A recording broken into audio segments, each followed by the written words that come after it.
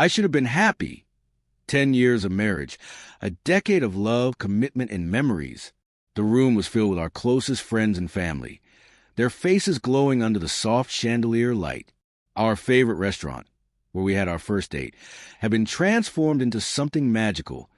Twinkling lights, a jazz quartet, an open bar. And then there was my wife, Emily, standing at the center of it all, holding a champagne glass and smiling at me like I was the only man in the world. God, I wanted to believe that smile.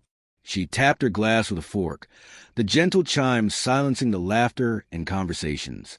Emily, warm and steady, began, "Everyone, thank you for being here tonight to celebrate 10 amazing years with the love of my life."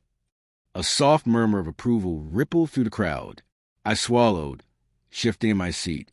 Lately, something had felt off. She'd been distracted, guarded, laughing at messages on her phone, but turning it face down when I entered the room. A distance had settled between us, the kind that creeps in unnoticed until suddenly, one day, you wake up and realize you don't quite know the person sleeping beside you. I pushed the thought away. Tonight wasn't about doubts. Emily continued, "Marriage isn't just about the good times. It's about pushing through the hard ones, holding on when things get tough." She raised her glass, and I found mine. "I love you more today than I did when we first said, 'I do.'" Applause. Cheers. My throat tightened. I wanted to believe her. And then it happened. The projector behind her flickered, casting a glow over the wall. It had been looping through old pictures of us all evening, vacations, holidays, lazy Sunday mornings. But now something new had appeared. Text messages. At first, people didn't notice. A few chuckled, assuming it was part of speech. But I knew Emily. I knew her expressions like the back of my hand, and the way her face drained the color, the way her fingers tightened around the glass, told me this wasn't planned. She turned. Her body stiffened. Her breath hitched in her throat. Then the glass slipped from her fingers and shattered against the floor. Silence. On screen. "Emily, I miss you. When can I see you again?" Unknown number. "Soon. He won't suspect a thing." "Emily, God, I can't stop thinking about you." My stomach dropped. A slow murmur spread through the crowd. People shifted uncomfortably, exchanging awkward glances. Someone coughed. Emily spun to face me, her lips parting, eyes wide with something that might have been panic.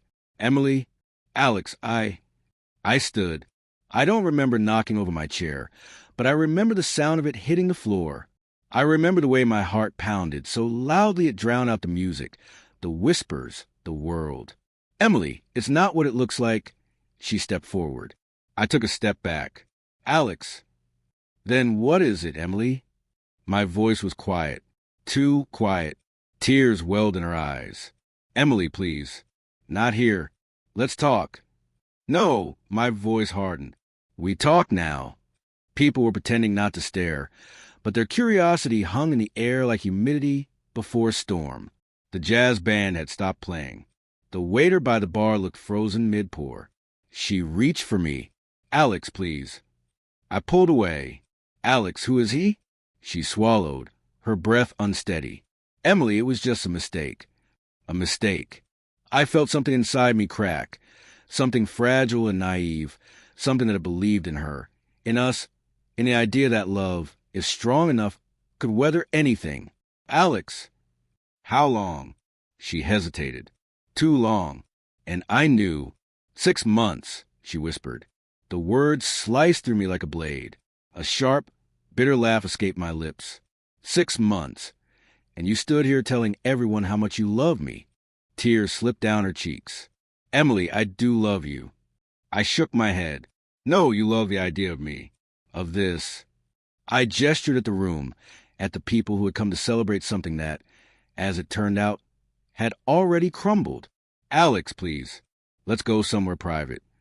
I exhaled, the weight of it all pressing down on me. And then I said the words that sealed it. "I think we're done here."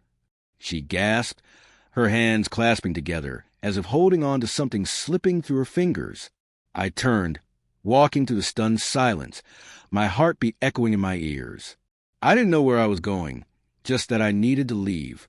The restaurant, the anniversary, the lie. Outside, the air was cool against my burning skin. I sucked in a breath, my hands trembling. It should have hurt more. Maybe it would later, but right then, standing in the glow of the streetlights, I felt something unexpected, relief. Not because it didn't matter. It did. But because for the first time in months, I wasn't questioning, second-guessing, wondering. I knew, and that meant I could finally move forward. I pulled out my phone, ignoring the buzzing notifications from people inside. My fingers hovered over Emily's name for a moment. Then, with a deep breath, I blocked her number and walked away.